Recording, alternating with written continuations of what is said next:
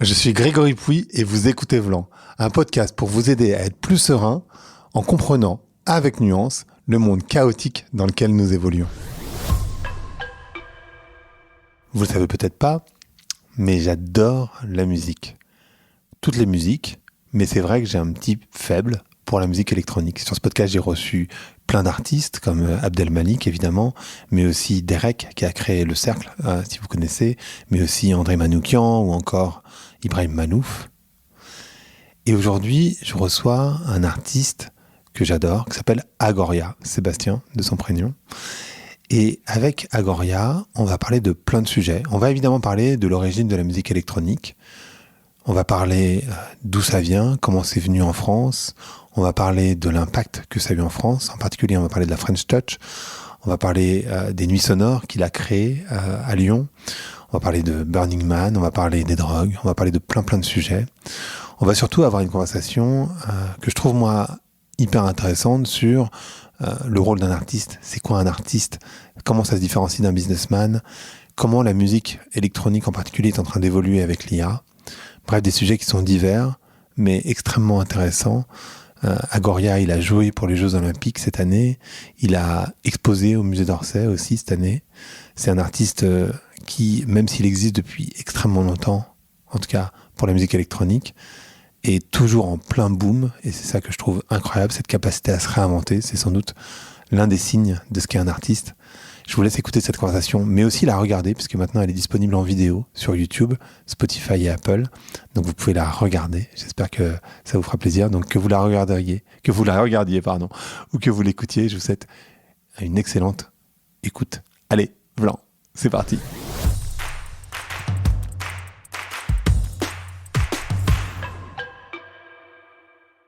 Bonjour à toutes, bonjour à tous, bonjour Sébastien.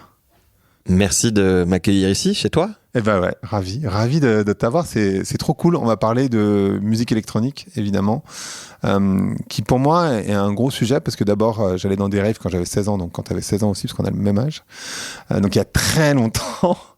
Et en fait, ce qui est intéressant dans la musique électronique, et ça va m'intéresser de parler de ton enfance, parce que toi, ton enfance, si j'ai bien compris, tes parents écoutaient beaucoup de jazz, etc. Et en fait, on se rend compte, les gens ne le savent pas nécessairement, que c'est les mêmes racines d'une certaine manière, dans le sens où la musique électronique, elle est venue de Détroit, des Noirs américains, et que le jazz, pas de Détroit nécessairement, mais des Noirs américains aussi.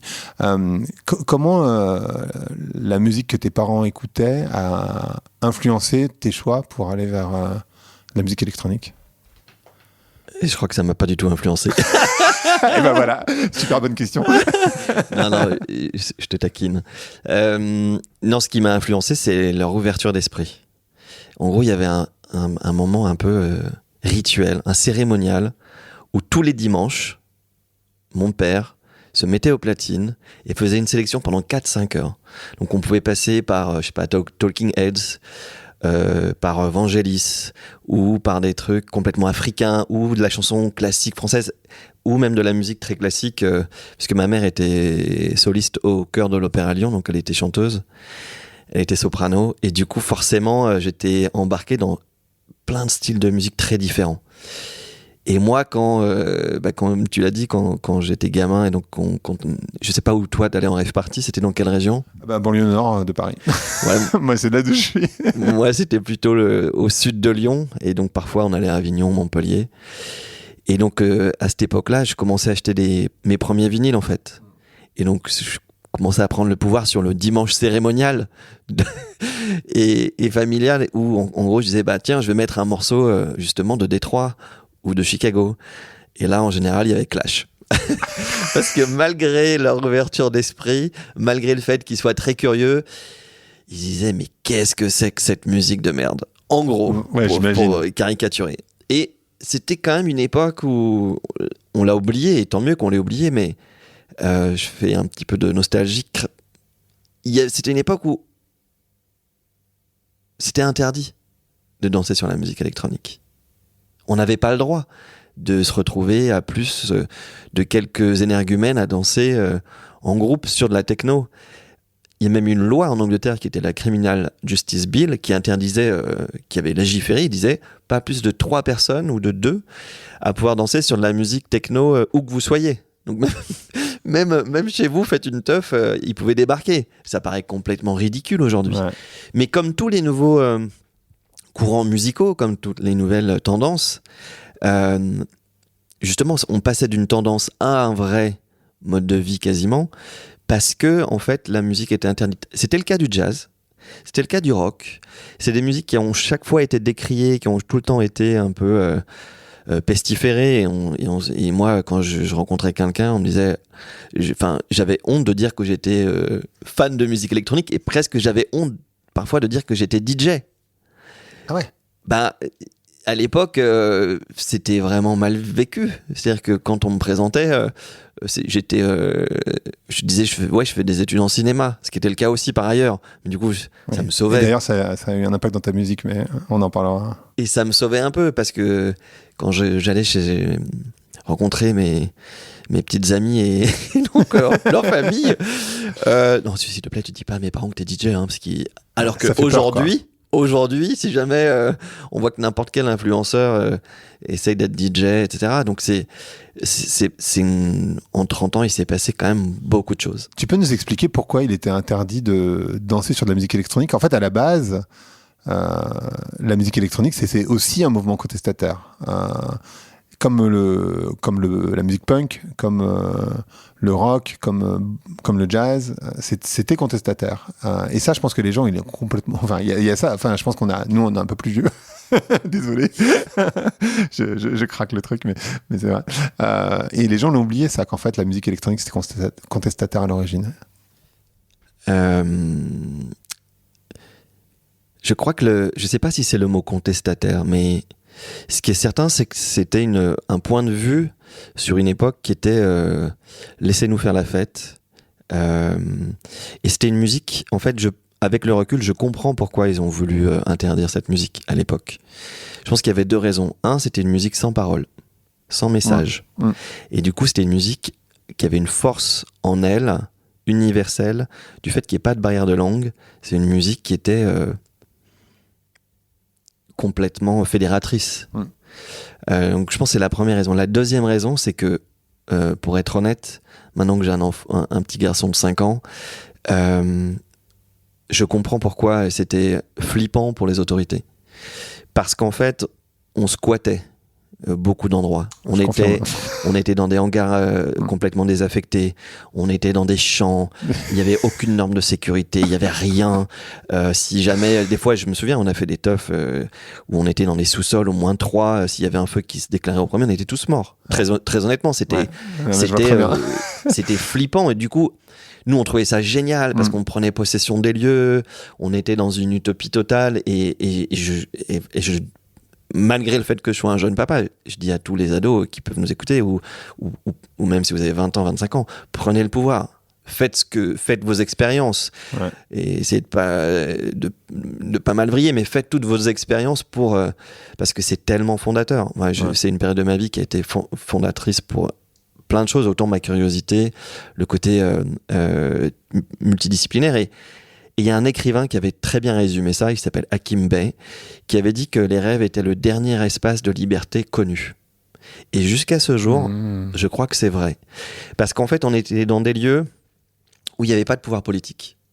En fait, quand je mixais, les gens regardaient même pas le DJ, ils s'en moquaient totalement. Le DJ était finalement au même niveau que le danseur, et c'était totalement et c'était magnifique pour moi. Tout le monde s'en foutait. Le mec qui faisait la déco avait autant d'importance que moi, le mec du son aussi, le mec des lights, et c'était magique. Il n'y avait pas de starification, il n'y avait pas ce côté regardez comme je suis fort, je filme, je fais danser les gens, oh là là, il y a un drop, il lève les bras, ça a un peu changé ça pour le coup. Je suis un demi-dieu, les amis. Il n'y avait pas du tout ça, et c'était magique.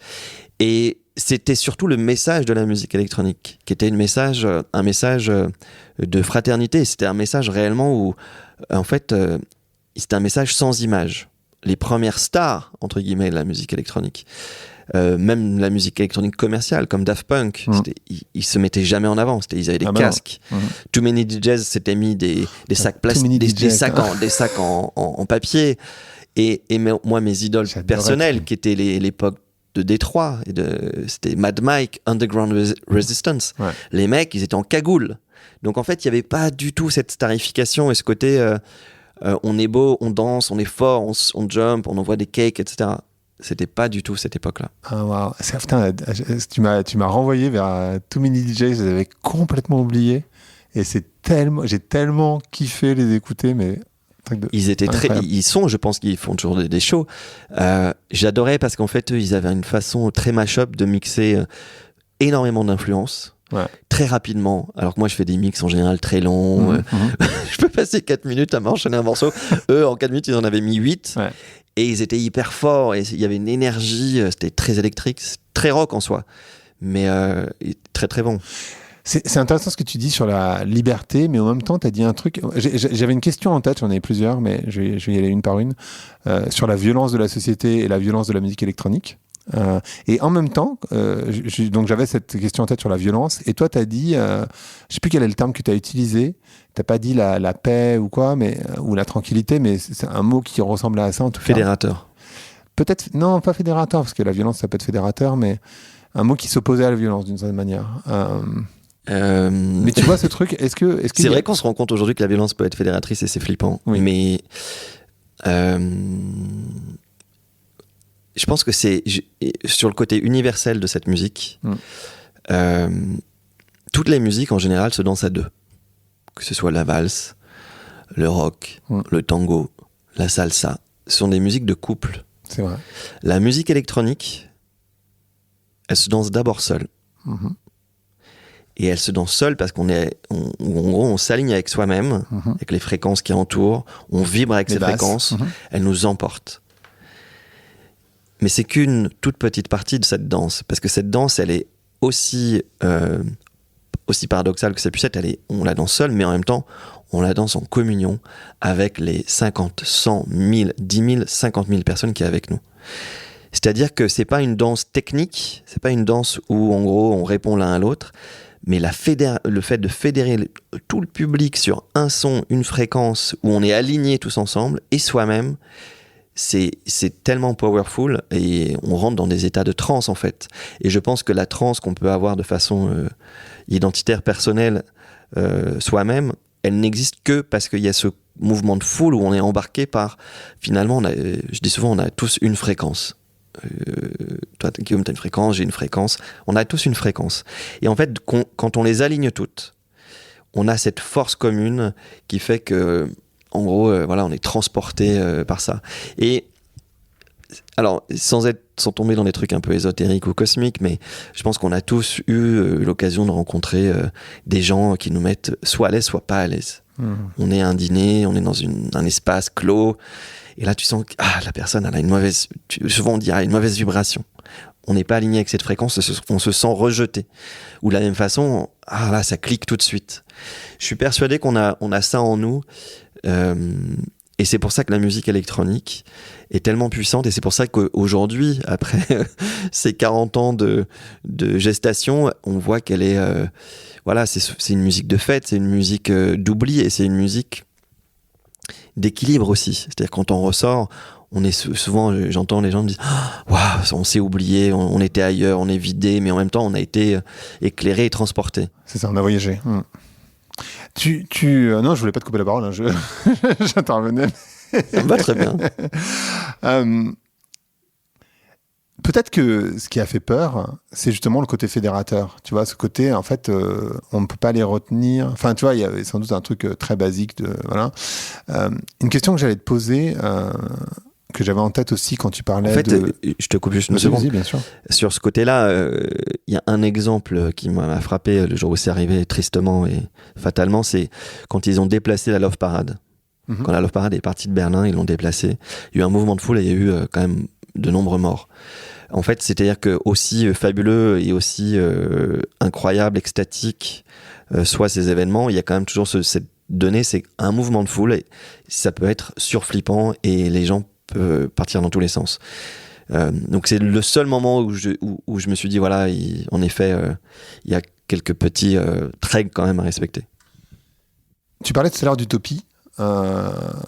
Qu'est-ce que tu penses de Burning Man ? Parce que Burning Man, c'est très décrié par les gens qui y sont jamais allés, je pense. Moi, j'y suis allé une fois. Et c'est vrai qu'il se passait un truc. Enfin, je veux dire, moi, j'ai trouvé qu'il se passait quelque chose. Est-ce que tu penses que cette société qui est utopique aussi, elle est inspirante? Enfin, c'est quoi ton rapport à Burning Man?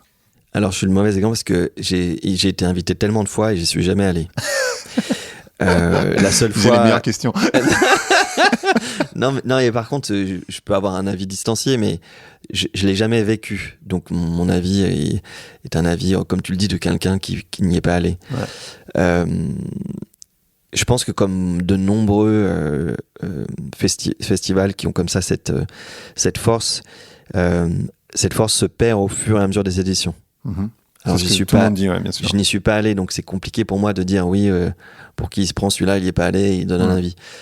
Disons que de l'extérieur, j'ai beaucoup plus de retenue aujourd'hui. Je regrette de ne pas y être allé les premières éditions où ils m'ont invité. Et j'avais sans doute des mauvaises raisons pour ne pas y aller. Mais je me sens peu en adéquation avec le nouveau rituel. C'est-à-dire, c'est compliqué pour moi surtout quand on me demande d'y aller, on me dit t'inquiète, on va te trouver un avion qui va t'amener là-bas, tu vas pas galérer, tu vas être dans des conditions incroyables. Et en fait, c'est l'anti-expérience dont j'ai envie. Et je pense que faire des événements qui sont proches de ces rave parties où il y a toute cette fusion et cette création, où les gens se réunissent, c'est quelque chose qui est fondamentalement fabuleux. Donc je pense que ça existe toujours. Il y a sûrement toujours ce côté foisonnant et d'idées, de quelque part de révolte. Et ça doit toujours exister là-bas. Et ça, c'est magique. Mais l'utilisation qui en est faite sur les réseaux sociaux, l'utilisation qui en est faite dans X narratives, qui m'intéresse finalement peu. Et je pense qu'on n'a pas besoin aujourd'hui d'aller à Burning Man pour l'expérimenter, pour le vivre et pour le développer soi-même. Maintenant, il y a des Burning Man locaux. Il y en a en Espagne. Oui, il y a Africa Burn. Il y a Africa Burn. Il y a, comment s'appelle ce festival en Pologne, c'est pas du tout Burning Man, mais tu vois, en Pologne l'été, mois d'août, Garbage. Il y a plein de festivals qui sont incroyables maintenant, que tu peux trouver en Europe. T'as pas besoin d'aller jusqu'à San Francisco. C'est pas très écolo par ailleurs, mais... Non, et je me dis en fait, si on est entouré de potes cool, on peut très bien nous créer ce genre d'événement, se dire une fois par an on fait un événement et on s'invente, on réfléchit à quelle serait la société qu'on aimerait avoir, parce qu'en fait idéalement c'est quand même ça, c'est quelle société on veut bâtir. Réfléchissons ensemble à quelle société on veut avoir. Évidemment il y a la partie fête, mais sur Burning Man il y a toute l'autre partie qui est capitale et qui est vraiment, je pense, 80% de l'événement. Donc plein de workshops, et c'est ça qui moi m'intéresse en fait, c'est ce côté réflexion. D'ailleurs c'est pour ça que je suis là aussi aujourd'hui, c'est que j'avais tenté mais ça n'a pas marché, donc j'ai arrêté, mais peut-être que je devrais le relancer. J'avais lancé une série de vinyles qui étaient des discussions. J'avais appelé ça les Sapiens Talks, parce que j'ai un label qui s'appelle Sapiens, et j'ai toujours cette réflexion, et qui est encore plus affirmée aujourd'hui, sur les gens n'écoutent plus la musique ou n'écoutent pas l'information de la même façon qu'ils l'écoutaient il y a quand même 30 ans. Quand on écoute un disque, il y a un rite. C'est-à-dire qu'on écoute un disque, un vinyle, on l'écoute, c'est-à-dire qu'on le met sur la platine, et là on va pas répondre à 3 coups de fil, on va pas être en train de faire 5 emails, etc. On va écouter le vinyle. Alors ça vient peut-être de mon enfance et de mon père, ces rituels de Dominico. Non, mais moi aussi j'ai une platine et effectivement j'écoute pas la même musique et j'écoute pas de la même manière. Et ce disque c'est ton Graal, tu l'as acheté, collectionné, tu l'as commandé, peu importe. Mais... Et donc je m'étais dit, de la même façon, écoutons ce que les gens ont à raconter. Et donc j'avais fait un premier vinyle avec Emmanuelle Duez, qui était une activiste que j'aime beaucoup, qui a créé des boîtes comme Women Up, Beson Project. Ouais, je la connais, elle est venue sur le podcast aussi. Je l'adore. Et donc elle était venue au studio et je dis viens, on passe une nuit ensemble et j'enregistre, et de là je vais faire un vinyle où je vais, pour le coup, de façon arbitraire, couper certaines parties et garder ces parties-là pour que les gens les écoutent. Avec de la musique derrière ou pas du tout? Non, alors c'était vraiment... Okay. Et c'était très pur, et ça me rappelait un peu les disques politiques, parce qu'il y a eu des disques politiques.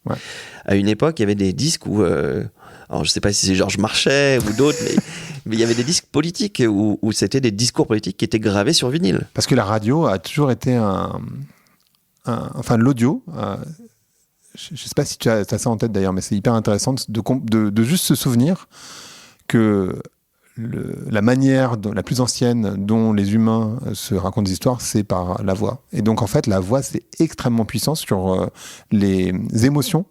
Et donc, il y a un vrai lien neuroscientifique entre la parole et Hitler, entre autres, a utilisé la radio beaucoup, alors pour des raisons aussi à l'époque de pouvoir répandre sa parole de manière large, mais aussi pendant le... alors j'ai que des exemples horribles, pardon, mais merci de me joindre à ces exemples. Non, je te joins pas avec ces exemples. Je te dis juste que l'air de rien, tu vois, Rwanda, ils ont beaucoup utilisé l'audio. Hitler a beaucoup utilisé l'audio. Trump a utilisé les podcasts énormément. Ça a eu un rôle majeur. Et en fait, c'est vrai que l'audio, ça a des impacts extrêmement importants dans ce qui se passe dans ta tête. Et quand tu écoutes un podcast, il se passe aussi beaucoup de choses. Et ça peut être utilisé de manière négative, tu vois, dans les 3 exemples que j'ai donnés là, et ça peut être utilisé de manière extrêmement positive de l'autre côté, comme ce qu'on est en train de faire en ce moment. Et je crois que c'est en train de se développer, on peut appeler ça comme étant un art, l'art oratoire. C'est captivant d'arriver à exprimer ses idées, ses envies. Le deuxième que j'avais fait, que je trouvais incroyable, c'était Jacques Auberger. Jacques, qui est un artiste. Je connais pas. Jacques, il a cette coupe de cheveux, il est souvent reconnaissable pour ça, c'est qu'il se tond au centre du crâne. Non pas qu'il soit chauve, mais comme ça, il est. Et donc maintenant, il met des casquettes parce que ça l'emmerde d'être connu pour ça. Et il avait écrit énormément de poèmes que je trouvais très très beaux. Et donc, j'ai commencé à enregistrer ses poèmes. Et puis après, pareil, il est venu en studio pour me parler. Lui, son grand truc, c'était d'ouvrir des squats. Wow. Et je trouvais ça assez intéressant, non pas que j'aimerais que ma baraque ça soit squattée, mais du process, de pourquoi. Donc voilà, j'avais fait un disque avec lui. Et je trouve en effet que le langage, c'est quelque chose qui, de la même façon que la musique électronique n'a pas de langue, mais est un langage en soi pour fédérer, ce langage est forcément créateur de beaucoup de relations captivantes et donc voilà, c'est terrible pour que Hitler ait réussi à embarquer tant de gens, évidemment grâce à cet art-là, mais en effet je suis sûr que c'est quelque chose qu'on doit plus développer et qui doit être, on le voit aujourd'hui. Moi, ce que je trouve catastrophique, on peut en parler une seconde, c'est puisque l'audio a tant d'importance, pourquoi est-ce que l'image a pris cette part si prépondérante? C'est-à-dire que l'image aujourd'hui, l'image aujourd'hui est ce que les gens regardent d'abord, et même un morceau de musique, ils regardent d'abord son image, et on devrait tous fermer les yeux en fait. Beaucoup plus, on entendrait bien mieux et on verrait bien mieux si on fermait les yeux. Ça me paraît complètement taré ce que je viens de dire, mais on verrait tellement mieux en fermant les yeux. Du coup, je suis en ce moment un peu catastrophé par ça, et je pense que tout ce qui se passe autour de l'intelligence artificielle est surflippant. Moi qui les utilise énormément pour mon art à côté de la musique, bien sûr. Mais ça m'inquiète. Je vais pas mentir, ça m'inquiète de voir que les intelligences artificielles, je parle une minute de ça, déjà le mot intelligence artificielle est naze, de même que intelligence algorithmique est terrible, intelligence augmentée aussi. C'est pas de l'intelligence en fait. C'est-à-dire que déjà si j'étais augmenté, je le saurais. Moi je milite pour des intelligences alternatives. Fondamentalement, je milite pour que ce soit des gens comme toi, moi, vous qui écoutez, parfois même des cancres. Je pense qu'on a besoin de gens qui pensent hors cadre. On a besoin de gens qui pensent hors rigidité de notre société. Donc finalement, quand on parle de rigidité, la rigidité, c'est ce qu'on voit. Donc je pense qu'on devrait avoir des gens qui soient beaucoup plus aveugles par rapport à ce qui se passe dans le monde. Et c'est eux qui devraient modéliser ces IA. C'est-à-dire qu'en gros, les IA, le fonctionnement actuel, qui va changer avec les ordinateurs quantiques, mais le fonctionnement actuel, c'est que elles sont entraînées à digérer une information et à nous ressortir une information moyenne, médiane. Donc la médiane, je sais pas qui ici nous écoute et a envie d'être le moyen et le résultat moyen, mais on est entraîné vers ça, de la même que les algorithmes de tous les réseaux sociaux vous entraînent à juste cette médiocrité et à avoir un résultat qui va vous confondre dans vos souhaits que vous pensez avoir, qui sont même pas forcément vos souhaits. Comment est-ce que il pourrait comprendre la diversité de l'homme? C'est du délire. comme les astrologues, ils vous disent ce que vous voulez entendre à 70% est positif, parce qu'en fait, c'est comme ça que vous allez les appeler. Bon, le lien entre l'astrologie et l'IA est un peu foutraque, mais je pourrais le développer s'il y a besoin. Mais ce que je veux dire par là, c'est que on a vraiment besoin de gens qui nourrissent ces intelligences de façon plus créative, plus alternative. Et donc, je crois que ça ne passe pas par l'image. Ça passe justement par la parole, ça passe justement par le langage. Et on voit que politiquement, ils l'ont compris. Ah oui, les Russes, les Américains, ils se nourrissent à longueur de journée leur modèle pour réécrire l'histoire à leur façon. Je veux pas faire de la géopolitique parce que c'est pas mon domaine et que je dirais des conneries, mais je suis persuadé qu'on a besoin de nourrir ces algorithmes de façon positive.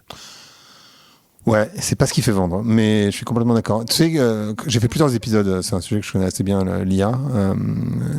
Et en fait, les experts que je connais te parlent de stupidité artificielle. En fait, aujourd'hui, le mot intelligence, en fait, il est mal utilisé parce que l'intelligence, c'est tellement plus complexe que de demander à un modèle de regurgiter un texte moyen, effectivement.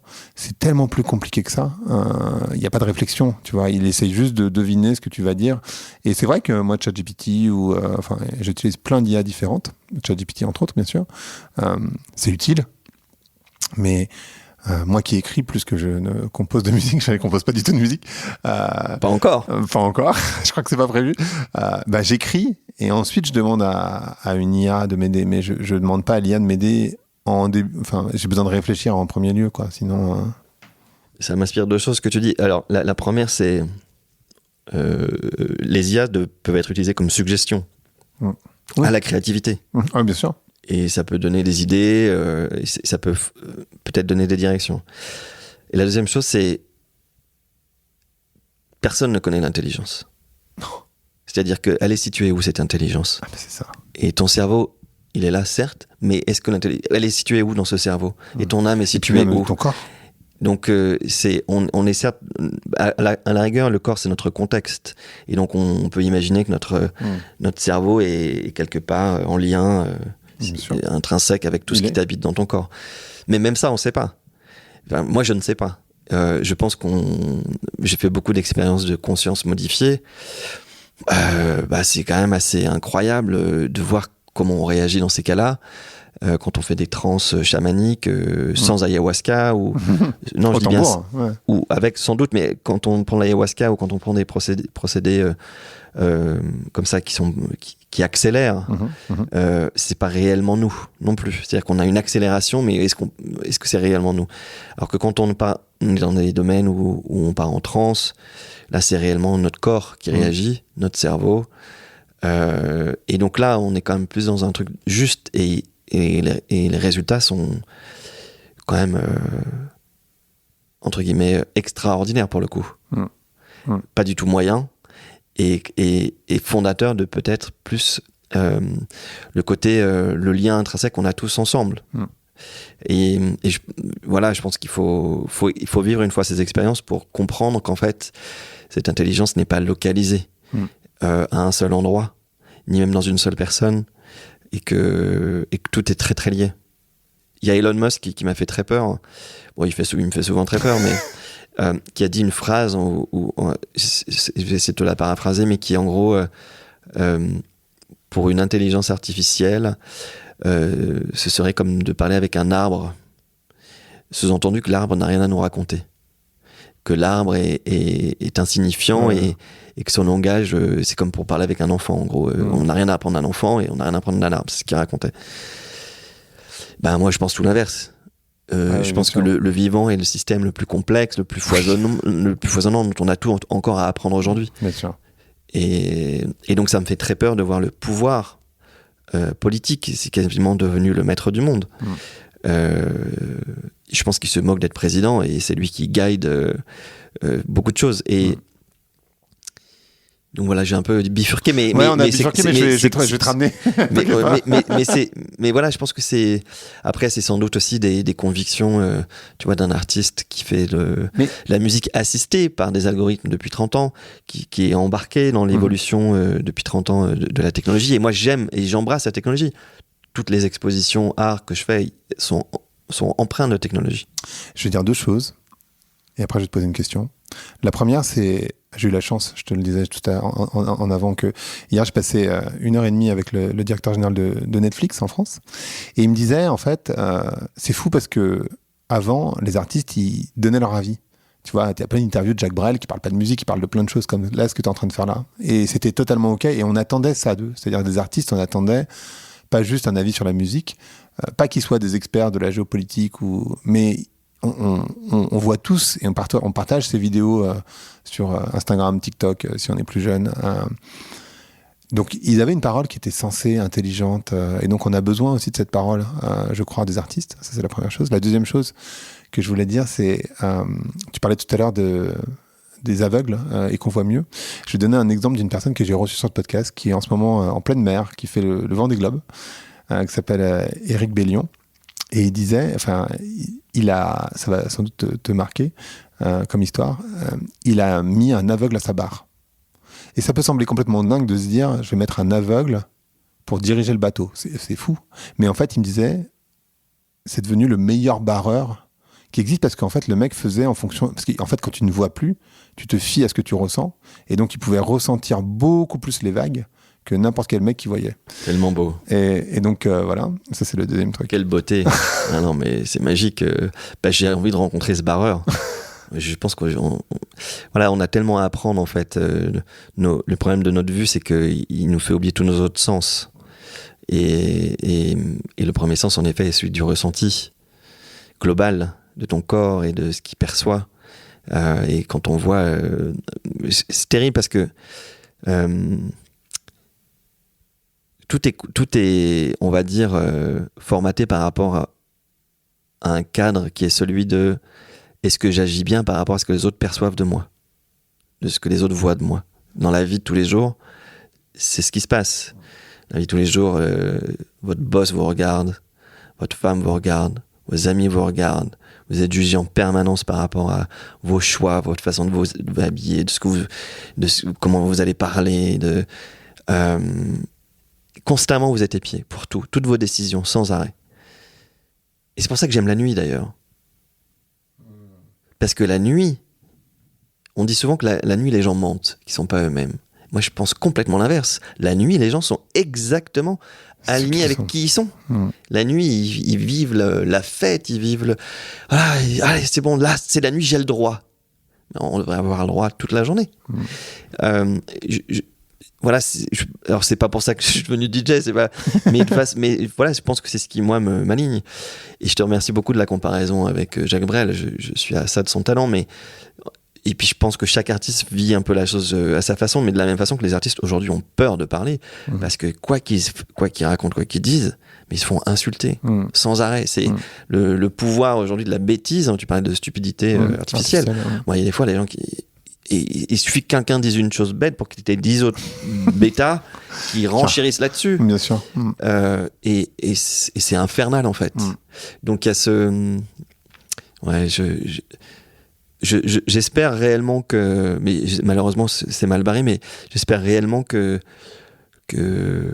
oui, qu'on voit nettement moins loin avec nos yeux et qu'on entende beaucoup plus. Parce que j'aimerais beaucoup ça. J'ai deux questions. Alors, une, parce qu'en fait, on parlait de Burning Man et je voulais parler évidemment des nuits sonores parce que j'ai fait référence à Garbage et à Africa Burn, etc. Mais toi, tu as créé un événement à Lyon qui s'appelle les Nuits sonores. Et je suis curieux parce qu'en fait, après, on a complètement bifurqué. Donc, j'ai pas eu l'occasion de te poser la question. On est passé sur l'IA d'un coup. Mais je voulais te poser la question sur qu'est-ce que toi, tu as voulu créer avec les Nuits sonores. Donc, ça, c'était la première. Restons là-dessus parce qu'après, sinon, tu vas partir sur la seconde. Mais restons là-dessus et après, on parlera de trance. Eh ben, c'était parce qu'on n'avait pas le droit de danser. On n'avait pas le droit de faire de fêtes. Quand on faisait des fêtes, les flics arrivaient, ils confisquaient le son, ils m'emmenaient au poste de police. Donc c'était compliqué d'organiser vraiment des fêtes de musique électronique.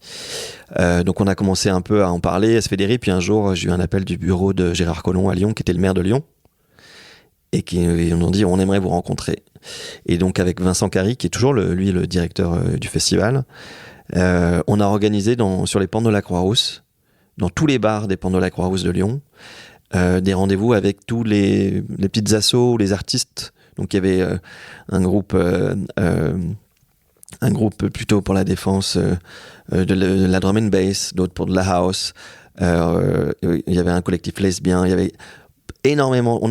Toutes les communautés, on a essayé en une nuit d'être représentés. Et on lui a dit, venez avec nous, cher Gérard, on va voir un ou deux vers cette nuit. Il était venu avec de son adjoint de la culture. Et ils étaient très cool. Ils sont venus, et à chaque fois, ils prenaient des verres. Là, ils sont quand même entraînés à picoler les politiques. Hein, parce que moi, au bout du 5e ou 6e bar, j'étais commencé à être un peu chaud, tu vois. Et eux, ils étaient. Bon, je pense la technique de hop, et on met le verre à côté. Mais ils ont joué le jeu jusqu'au bout, jusqu'à 4h du matin. Ils ont rencontré tout le monde. Et le lendemain, ils nous ont dit, OK, super, banco, on va vous aider. Et donc de là, évidemment, il y a eu quand même quelques étapes, mais pour la faire courte, du coup, ils nous ont aidés. On a dit ce qui serait bien, évidemment, c'est qu'on ait une subvention, mais pas juste pour 1 an, parce qu'on voudrait que le truc dure dans le temps, donc sur 3 ou 4 ans. Et surtout, on aimerait que ça se passe dans des lieux incongrus, toujours. Donc la première année, on l'a fait dans des salles, mais dès la 2e année, on a eu accès au marché-gare, des usines d'ampoules désaffectées. Enfin, on a eu plein de lieux incroyables parce que les politiques nous ont suivis et parce qu'ils nous ont dit OK, on va vous aider. Donc forcément, il fallait mettre ça un peu aux normes, la sécu, etc.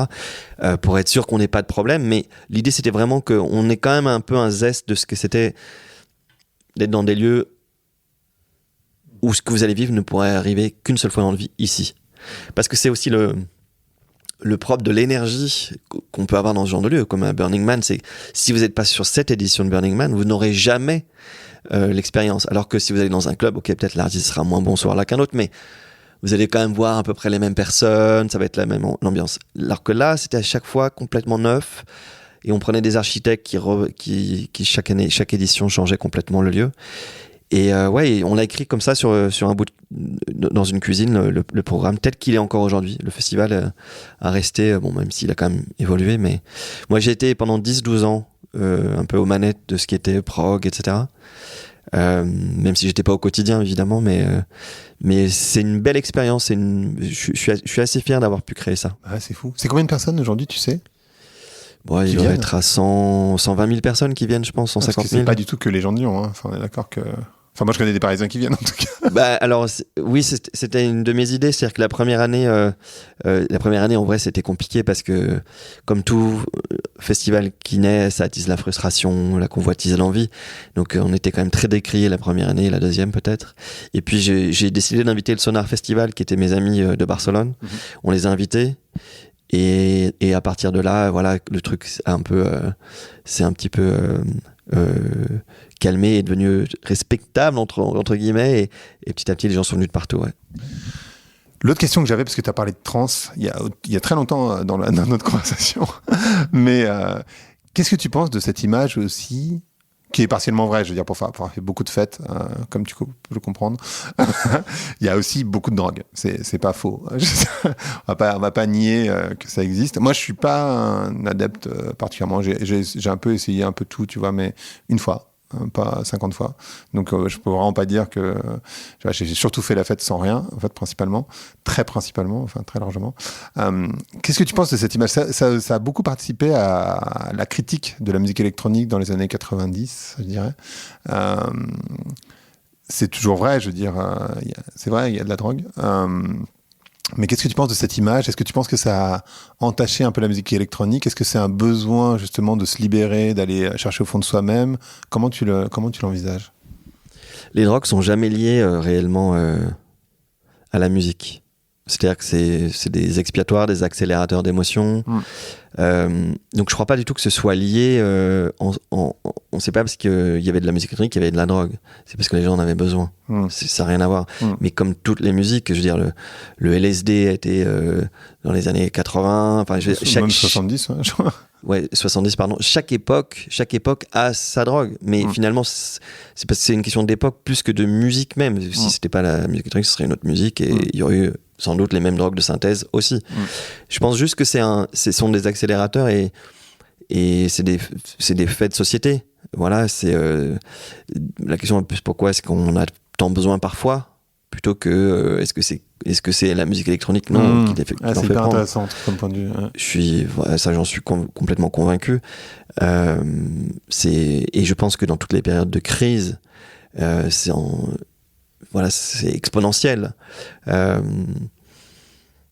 Mais si j'ai un conseil, je pense que moi, par exemple, je suis pas du tout venu à la musique par la drogue, donc tu le comprends, je suis venu par la musique. Ouais, bien sûr, moi, j'étais un de ces mecs-là qui regardait le DJ et qui justement avait envie d'être sain et net pour arriver à lire sur la rondelle qui tournait quel était le disque.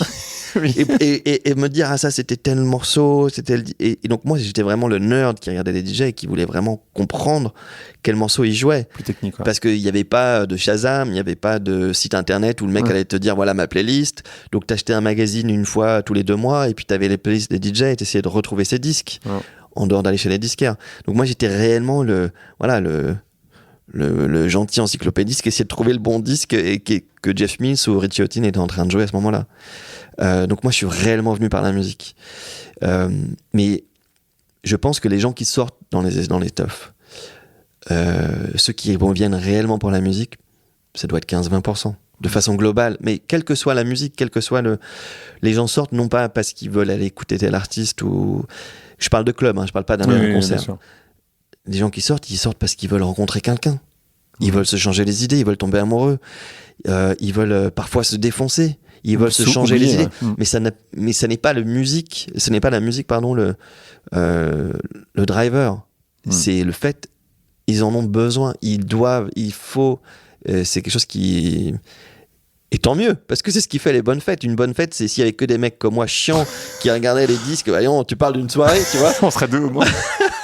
ce serait d'un ennui, alors que non, une fête, justement, c'est ce côté cosmopolite où voilà, quelqu'un qui vient de quitter sa femme, quelqu'un qui est largué, quelqu'un qui est avec ses potes, quelqu'un qui vient célébrer, fan de musique, le mec qui vient juste parce qu'il a ses potes qui sont dans la soirée. C'est ça en fait qui fait que l'événement est incroyable et qu'on s'amuse. Mais pour parler un autre DJ, pardon, pour lequel il y a eu un documentaire, je crois que DJ Mehdi, il ne se draguait pas non plus des tonnes. Il était vraiment à fond dans la musique. Enfin, c'est quelqu'un qui adorait la musique. Enfin, de ce que j'ai entendu, je sais pas, je connais pas, moi je l'ai pas connu personnellement, mais de ce que j'ai cru comprendre, c'est quelqu'un qui... Parce que moi, je me suis dit, à le voir comme ça, il a l'air d'avoir pris quand même pas mal de drogue. Et en fait, on m'a dit, mais non, pas du tout. En fait, c'était un mec qui était assez clean, quoi. Eh ben, j'ai très peu connu DJ Mehdi parce que j'étais pas de Paris. Mais à chaque fois que je l'ai vu, je trouvais que c'était un mec incroyable. J'ai pas vu le documentaire non plus, donc il faudrait que je le regarde. Il paraît qu'il est ouf. Ouais, incroyable. Mais c'est un peu un mythe, c'est-à-dire c'est très romantique toujours. Tu sais, l'artiste écorché qui a buzz. Mais 80% des artistes, je dis pas, j'ai pas de pourcentage en fait, c'est la connerie. Mais je pense qu'il y a toute typologie d'artistes. Il y a des artistes en effet. Ils ne sont pas artistes parce qu'ils sont écorchés, ils sont écorchés tout court. Oui. Et ils ont besoin de le sortir comme ça. Mais comme il y a des gens écorchés dans la vie tout le temps. Comme des auteurs. Et de la même façon, il y a peut-être des artistes qui, eux, sont très rigides, très mental et qui vont répéter un truc indéfiniment jusqu'à faire un truc incroyable. Il n'y a pas de règle en fait à la création. C'est souvent un truc que j'entends qui moi me rend dingue. C'est tous les influenceurs aujourd'hui, je tombe dessus sans arrêt, ils me disent ouais, il faut focus pour réussir. Ok, super. Tu parles d'une phrase. Mais même les managers maintenant répètent ça sans cesse aux artistes et c'est d'une tristesse. Mais non. Mais pourquoi ? Et déjà, la réussite, qu'est-ce que c'est pour un artiste ? Est-ce que c'est le succès ? Parce qu'en fait, évidemment, quand on raconte ça, c'est parce qu'on veut te mettre une étiquette, le succès. T'as fait X millions de streams, ou t'as gagné X millions d'argent, ou whatever. Mais c'est pas ça le succès de l'artiste. Le succès de l'artiste, c'est qu'il arrive à faire un truc qui l'émeuve, en fait. Déjà, la première chose, c'est que quand on crée, on est transporté. Et ça reste un plaisir de créer. Je dis ça à tous les influenceurs et tous les pseudo-artistes qui passent leur temps à faire croire qu'ils font de la musique quand ils n'en font pas. Ça, c'est vraiment un truc qui, moi, me rend dingue de cette époque. Il y a énormément de jeunes artistes, moi, qui m'envoient des démos. J'aimerais que ce soit eux qui soient sur scène. Et pas genre quelqu'un qui est good looking, qui saute bien, qui a une bonne attitude, qui sait jouer avec les réseaux sociaux, mais qui ne crée rien, qui achète des morceaux, qui les fait faire par des IA. c'est d'une tristesse en fait. On est dans l'appauvrissement de cette culture et après j'entends la répartie qu'on me dit souvent, c'est ouais mais c'est des entertainers. Ah bon? Et donc Il y a Abdel Malik qui sur ce podcast m'a dit il faut différencier les artistes et les businesswomen. C'est-à-dire qu'en fait d'un côté il y a les gens qui font de l'art, les artistes qui sont des activistes d'une certaine manière. Je crois qu'il était artiviste, je crois de mémoire, il utilisait cette expression. Et puis il y a les gens qui font de l'argent en fait, ils sont là pour faire de la thune. Et bon, ils font pas spécialement de l'art, c'est-à-dire qu'ils sont là pour faire de l'argent. Et c'est deux choses différentes. Ouais, mais sauf que ça je suis d'accord, mais sauf que c'est un constat, mais malheureusement ce constat il est en train d'être dépassé. Ah bah complètement. C'est-à-dire que le businessman est devenu artiste pour la majorité des gens. Les gens ne peuvent pas faire cette... Abdel Malik peut la faire, je peux la faire, tu peux la faire, mais beaucoup de gens ne peuvent pas faire le différencier en fait. Et c'est là qu'est mon souci, c'est que est-ce qu'on doit laisser faire? Est-ce qu'on doit accepter? Est-ce qu'on doit juste se taire et continuer à favoriser ça? Et je vois que pour les festivals, ça devient cornélien. Je les connais, les programmateurs des festivals. Ils me racontent que c'est très compliqué de booker certains artistes qui sont réellement artistes, mais parce qu'ils n'ont pas de présence, ils sont pas visibles. Et inversement, celui que donc Abdel Malik étiquetait comme étant le businessman, lui, avec beaucoup d'argent, fait beaucoup de marketing et a réussi à être des morceaux commerciaux. Et du coup, en fait, ces festivals ont besoin maintenant de ces businessmen pour remplir. Ouais, bien sûr. De la même façon, ils ont un enjeu de rentabilité aussi. Bien sûr. Donc, quand j'ai commencé, c'est vrai que un DJ était booké parce qu'il faisait un bon set. Aujourd'hui, le DJ n'est pas booké parce qu'il fait un bon set. Il y a énormément de programmateurs qui bookent des artistes sans même savoir s'ils sont DJ. Et de la même façon, un DJ n'est pas forcément producteur, on peut me dire aussi. Certes, il y a plein de producteurs qui sont pas forcément... Mais quand même, on a envie un peu d'authenticité. Et ça devient très compliqué aujourd'hui d'être dans un système authentique. Ouais, complètement. Et là, je vais sortir de la musique électronique, mais pareil, dans ma discussion d'IA, pardon, elle est... Et je finis juste parce que c'est ça que je voulais te dire aussi, c'est l'entertainer, c'est un géo. Ouais. C'est ça aussi, quand on dit, ouais, mais c'est un entertainer. Oui, c'est un géo. Très bien. Mais du coup, en fait, c'est un festival. Alors, faisons des festivals Club Med, tu vois, et ils y sont et tout le monde lève les bras et super. Mais c'est ce qui se passe un peu. Ouais. Voilà, avec le tout petit pouvoir que j'ai, j'espère aider un peu les jeunes artistes. Je vais signer beaucoup de jeunes artistes l'année prochaine, justement pour essayer de donner des petits coups d'éclairage. Et c'est vrai que tu as beaucoup de DJ qui sont très good looking, je pense en particulier aux femmes, c'est sans doute parce que je suis hétéro, mais il y a beaucoup de mannequins qui deviennent DJ, et tu vois ça beaucoup. Mais ce que j'allais dire juste avant, c'est en fait il y a eu un mouvement que les gens ne connaissent pas nécessairement, qui n'est pas lié à la musique électronique pour le coup, c'est que les musiques se sont calées sur Spotify pour maximiser leurs revenus. C'est-à-dire qu'en fait il y a un temps de stream optimisé, je crois que c'est 2 minutes 15, je sais plus exactement quel est le temps précis. Et du coup les morceaux, en fait, ils ont été optimisés, donc ils font 2 minutes, je sais pas si c'est 2 minutes 15, je dis ça se trouve c'est 3 minutes, mais en gros, ils se donnent plus la liberté de faire le morceau qu'ils voudraient, ils font le morceau en fonction du temps qui est optimisé pour Spotify. Et ça, c'est quand même très triste. Non, mais là, de toute façon, le truc qui est arrivé à un paroxysme c'est toi qui l'as dit, de la stupidité artificielle, et qui est très vrai. C'est-à-dire que l'algo va vérifier combien de fois le morceau a été mis sur des Reels, mais si tu es un grand influenceur, il va être vu X milliers de fois, donc tu vas faire du stream. En fait, tout ça est complètement un mensonge. En fait, c'est un mensonge permanent. Et c'est compliqué pour un jeune artiste, je trouve. Ce qui ne veut pas dire de la même façon qu'il ne peut pas y avoir une mannequin ou un mannequin incroyable qui va faire un morceau incroyable et être un extraordinaire artiste. C'est pas ce que je dis. Je dis juste qu'on est en train de complètement vicier le système. Et est-ce qu'on a envie en tant qu'artiste Moi, est-ce que j'ai envie, par exemple, de faire 10 stories par jour, 3 posts par jour, plutôt qu'être en studio, plutôt que réfléchir à ma vision. Voilà, on va me dire, tu pourrais prendre une équipe pour le faire, mais est-ce qu'on a envie de participer à cette course-là? Est-ce qu'on a envie de participer à la réduction finalement de l'information? Parce que tout le monde se moque et tout le monde va oublier les stories le lendemain. Je veux dire, on est dans une création de contenu qui rend le contenu invisible. Ça n'a aucun intérêt. J'allais te questionner, pour revenir sur l'histoire de la musique électronique, sur la French Touch. Comment t'expliques... Toi, t'es arrivé un tout petit peu après, si je me trompe pas. Enfin, t'es la génération, entre guillemets, d'après. Pour vivre au Portugal, il y a beaucoup de gens qui ont aucune idée, d'ailleurs, et c'est dans le lien de ce que tu disais, ils ont aucune idée que Daft Punk, David Guetta, ou je sais pas trop qui, sont des Français, tu vois, ou Bob Sinclair. Mais il y a eu ce phénomène énorme de la musique électronique française. Comment t'expliques ça? Enfin, qu'est-ce qui s'est passé? Il y a eu donc Détroit, tu vois, moi je pense à Carl Cox entre autres, mais il y a plein d'artistes. Et cette French Touch qui a explosé dans les années, je pense que ça doit être 2000, je sais pas exactement, c'était il y a 20 ans à peu près, hein. 98, 98-2000.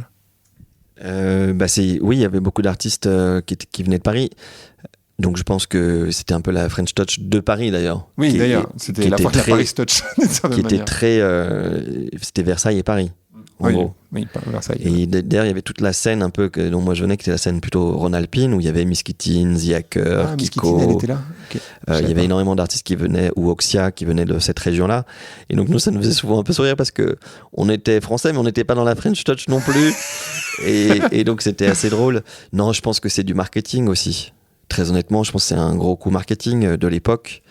Et ils ont parlé French Touch et du coup, ça a été un label. Mais c'est assez vrai qu'il y avait beaucoup d'artistes, évidemment Daft Punk, Pedro Winter, Mehdi dont tu parlais, Diane de Crécy, il y en avait énormément. Mais de la même façon, pour moi, il y avait la scène de Chicago, la scène de Détroit, la scène de Berlin, la scène de Cologne. Il y avait quand même beaucoup de scènes. Moi, j'étais un amoureux de ce qui se passait à Détroit, Underground Resistance, Carl Craig. C'était plus mon école, à moi, personnellement. Parce que j'avais eu aussi l'occasion d'aller à Détroit et je me rendais compte qu'il y avait un truc qui était hors temps là-bas. C'est une ville où, pas par hasard, dont tu parlais la naissance de beaucoup de styles, mais en effet, Motown, évidemment, est né à Détroit.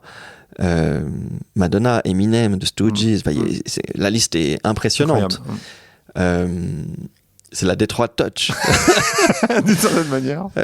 Et puis non, je me sentais assez proche des valeurs des mecs de Détroit, où c'était pas l'image qui était mise en avant.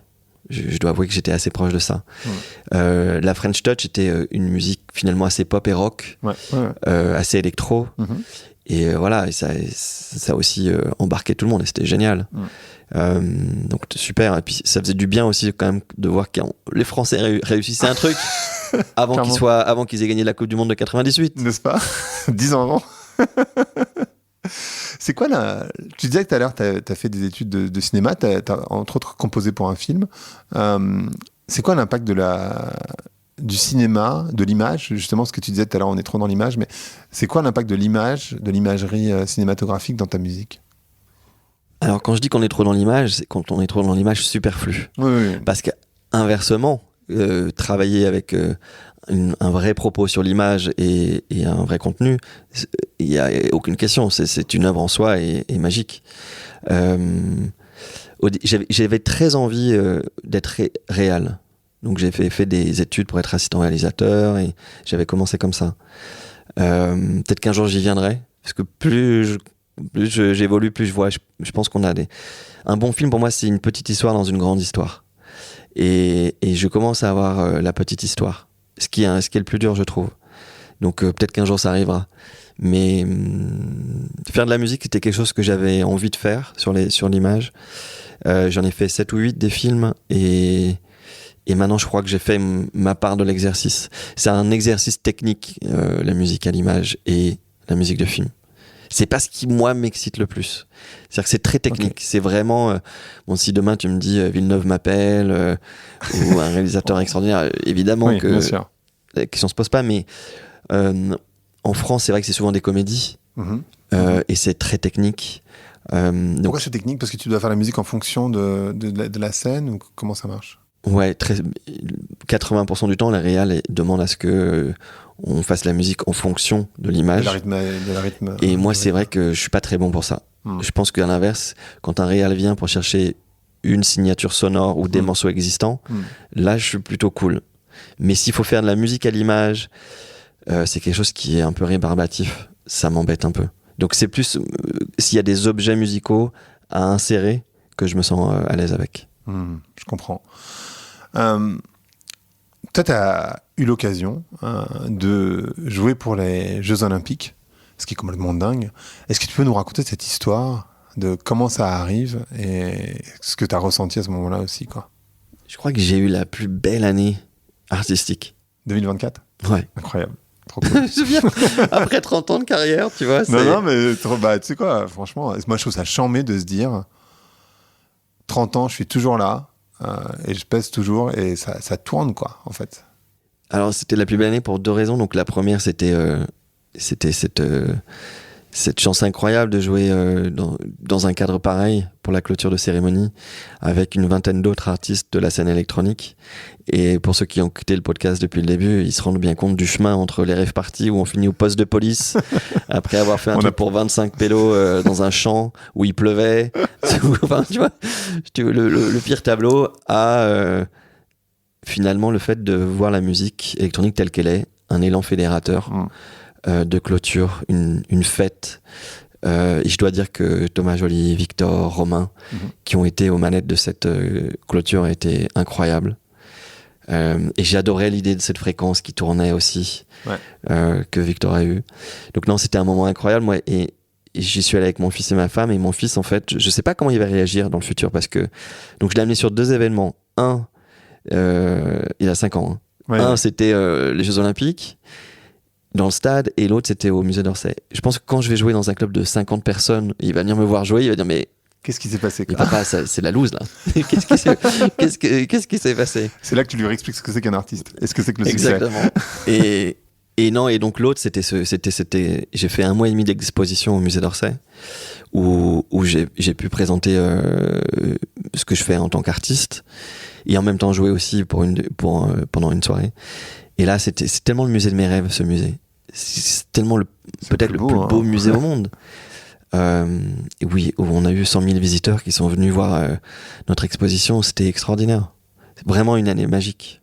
Incroyable. On va faire une pause sur ces 2 événements parce que vraiment déjà c'est ton actualité, mais c'est pas tant. Moi je fais pas vraiment un podcast d'actualité, t'auras compris.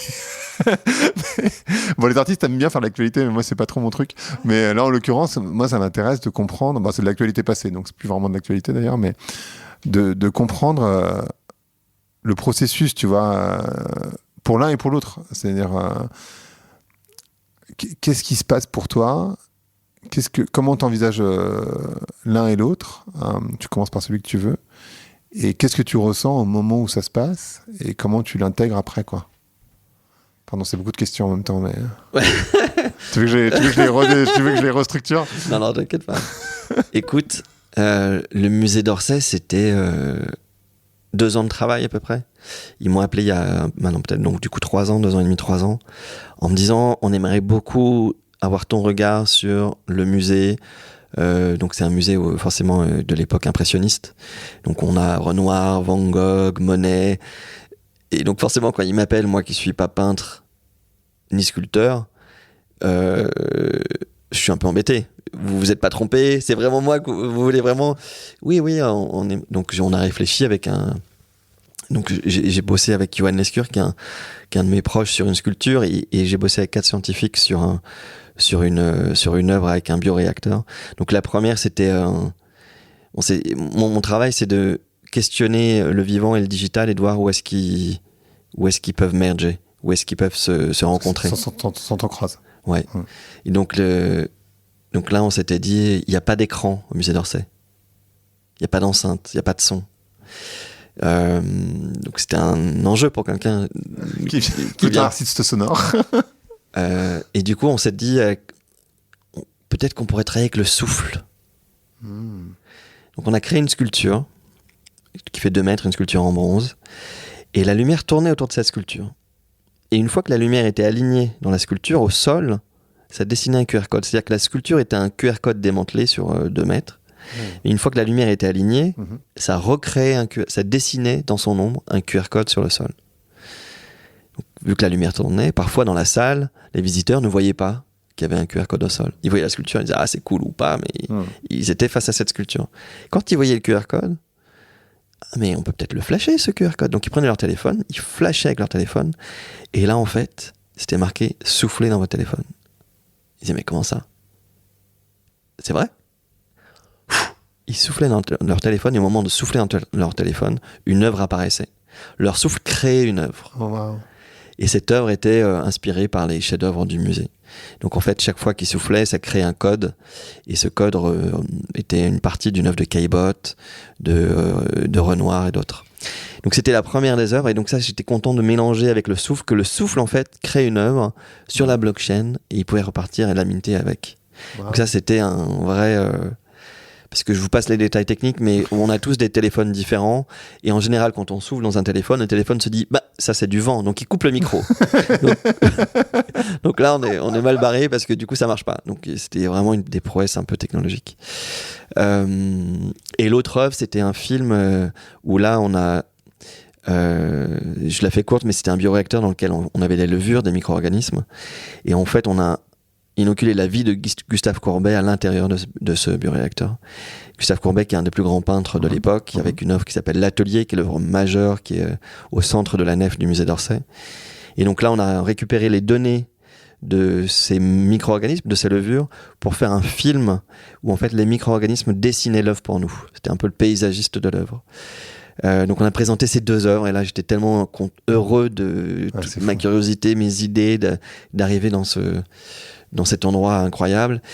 Et la fête n'aurait pas pu être pleine si justement j'avais pas pu jouer et faire une vraie teuf, où tu joues à côté de la croix de Courbet, au milieu des sculptures de Rodin, avec de l'alcool. Les gens pouvaient boire des verres, ils pouvaient danser au milieu. Donc là, on a fait une fête, c'était sold out en une seconde, mais où il y a eu 800 chanceux qui ont pu faire la fête au sein de ça. Et de la même façon que je disais pour les Jeux Olympiques, mais quand on voit le chemin un peu parcouru d'être... Et là, et c'était tellement moi, on était dans un milieu incroyable, avec des artistes... moi, j'ai passé tellement de nuits au musée d'Orsay, avec là, on dit, mais comment c'est possible? Tu vois, t'es entouré de masterpieces partout, c'était habité, quoi. Et c'est vraiment une fête qui a été... il y avait énormément d'artistes contemporains qui étaient venus, d'art digital, parce que voilà, c'était leur fête à eux aussi. C'est de la même façon, en fait, tout ce qui est art contemporain digital, en fait, était un peu décrié, tout ce qui est blockchain, etc. C'est pas de l'art, un peu comme la musique électronique au début. Et donc, c'était un peu leur cérémonie, leur fête à eux. Et il y avait une énergie qui était extraordinaire. Ouais. C'est marrant, ça me fait penser à un autre invité du podcast, que tu connais évidemment, qui a fait les deux, le musée d'Orsay et les Jeux Olympiques, qu'ils ont, Mathieu Le Hanard, qui est quelqu'un que je connais depuis très longtemps, et qui est intervenu aussi au musée d'Orsay. C'est marrant parce que je me dis, ils ont quand même le nez creux. Parce que je ne sais pas quand est-ce qu'ils ont fait l'événement avec lui, mais je ne sais pas s'il était déjà designer de la flamme et maintenant très connu de la comment on appelle ça, du coup j'ai plus le terme en tête, le ballon montgolfier, la vasque, voilà, merci, la vasque olympique. Parfois j'ai des trous de toute évidence, mais ouais, ils ont fait un truc avec lui aussi et c'est marrant parce que ils ont vraiment le nez creux sur en fait, ce qui est, je trouve, très beau pour un musée aussi historique que le musée d'Orsay, c'est qu'ils arrivent à se renouveler de manière, tu vois, c'est pas le palais de Tokyo, quoi. Donc c'est très vrai et je dois dire que finalement c'est dans leur ADN. Ouais. Ça a toujours été en fait un peu le musée du scandale historiquement. Il y a Courbet, l'origine du monde. Et Courbet, son œuvre L'Atelier, elle a été refusée au début. Donc Courbet, en fait, il avait ouvert sa propre fondation face au musée, le musée des Recalés. Donc en fait, il y a eu historiquement, c'est toujours un musée. En fait, même si aujourd'hui on a l'impression que tous ces artistes sont là et que c'est normal, mais tous ces artistes, la plupart du temps, quand ils ont proposé, c'est des rebelles. Et donc de la même façon, moi, quand on avait fait une petite conférence de presse et je me souviens d'une journaliste de l'AFP qui disait mais ça n'est pas possible, comment ils ont pu faire ça? Et je me suis dit, on a gagné. Comment est-ce qu'ils ont pu utiliser une œuvre de Courbet, que ça vit dans un bioréacteur? Comment est-ce qu'ils ont fait cette sculpture et souffler pour créer une... Pour elle, c'était pas l'endroit pour. Ouais. Et je comprends que ça choque. Mais j'étais tellement... Et là, j'étais tellement heureux de voir Virginie et Christophe Leribaud qui étaient à ce moment-là, le président du musée, avant qu'il aille au château de Versailles, et il me dit t'inquiète pas. Il a pris la parole, il a expliqué. Et là, que le président du musée, qui était aussi commissaire de l'exposition, prenne la parole pour défendre le projet, c'était incroyable. Incroyable. Est-ce que tu te considères comme un artiste accompli? Et sinon, qu'est-ce que ça voudrait dire d'être un artiste accompli pour toi? C'est une bonne question. Après, je pense que là, Après tout ce que tu viens de me dire, là, en fait, le problème, c'est que tu me la demandes en fin d'année. Donc, au début d'année, je leur dis, je sais pas. Comme en doute. Je suis quand même en vrai, je suis plutôt en doute permanent. C'est comme ça que j'avance. C'est que je suis rempli de doutes. Sans arrêt.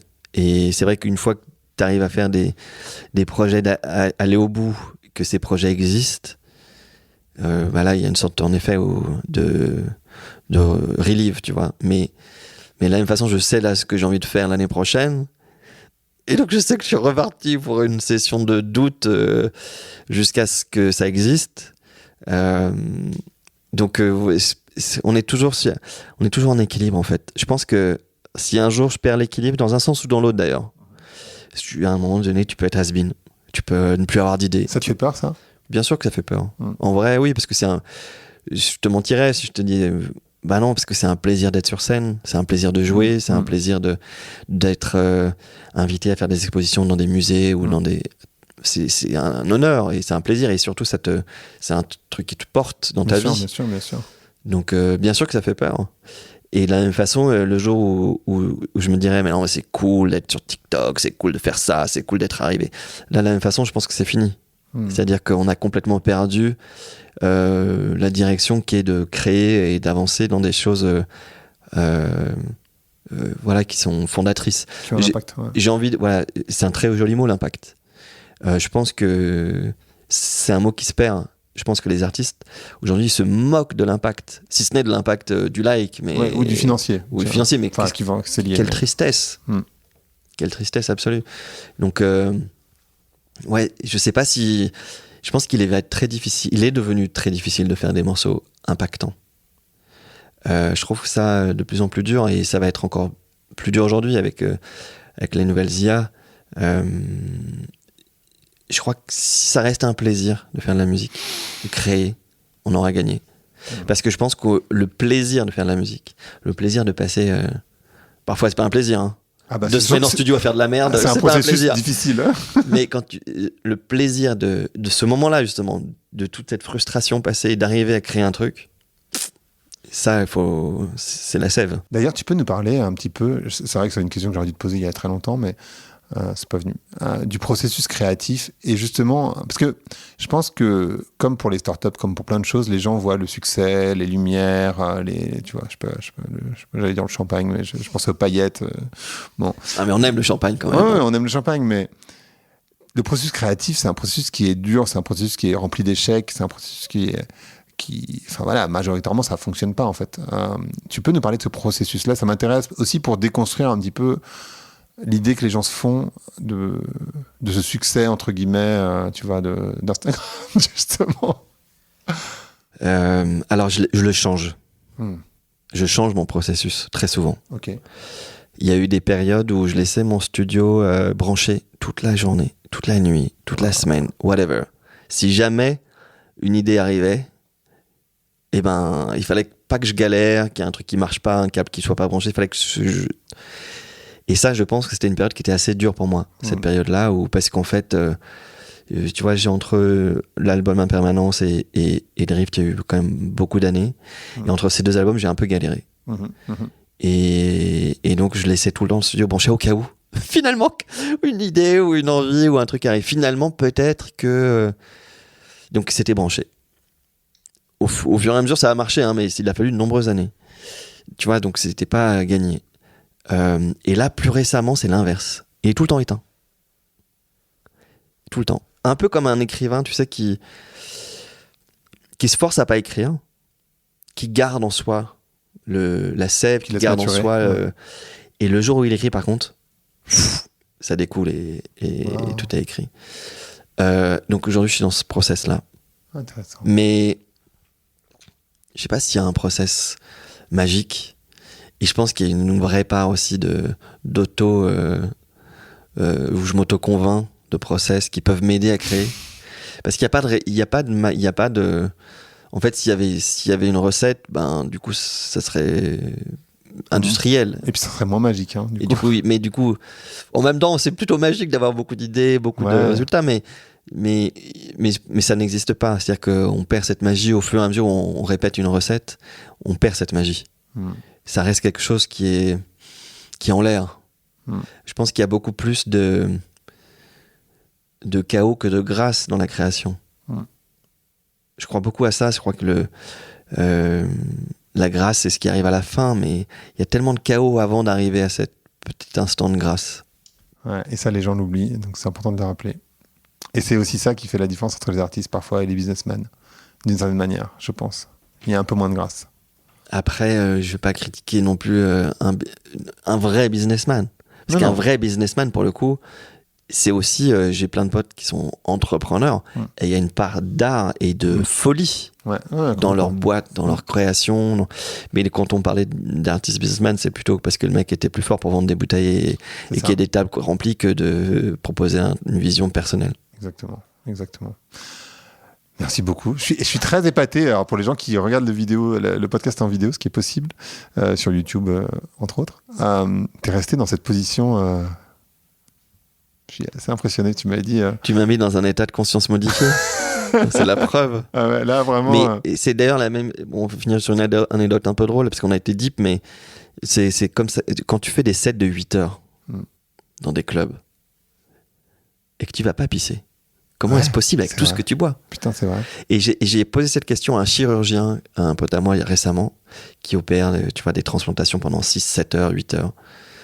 Et c'est la même chose. Ouais. On est dans des états seconds qui fait que, en fait, notre corps dit pas d'informations à ce niveau-là. Ouais.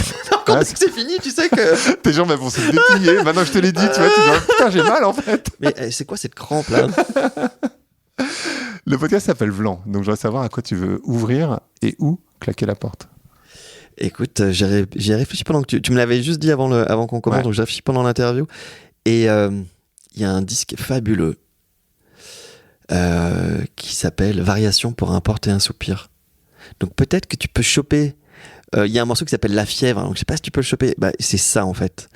C'est réellement entre les deux. Et en fait, je crois que c'est un disque de. Est-ce que c'est Pierre-Henry ? C'est possible que ce soit Pierre-Henry qui ait fait ce disque, où en fait, il agite une porte sans arrêt. D'accord. Et j'aime bien l'idée que ce soit entre une porte et un soupir. On sait pas. Quelle transition. J'adore. J'adore. Parfait. Merci beaucoup. Merci à toi. Ce podcast a été monté et mixé par le studio Plink, qui accompagne Vlan depuis ses débuts. Donc si vous avez besoin de vous faire accompagner par de vrais professionnels sur toutes les étapes de votre podcast de marque, de l'idée en passant par l'enregistrement, qu'il soit audio ou vidéo, le montage, le mixage et la diffusion, n'hésitez pas à faire un tour sur leur site web. C'est plink.studio, plink.studio. Merci d'avoir écouté Vlan. Si vous avez aimé l'émission, n'hésitez pas à mettre des étoiles sur vos plateformes de podcast préférées. Vous pouvez aussi partager l'épisode sur vos réseaux sociaux, Instagram Stories, Facebook, LinkedIn, où vous voulez. Je suis Grégory Pouy. Vous pouvez me retrouver sur l'intégralité des plateformes sous le nom Greg from Paris. Si vous avez des idées pour des invités, si vous avez des commentaires, n'hésitez surtout pas à m'envoyer un message. Allez, merci et à bientôt.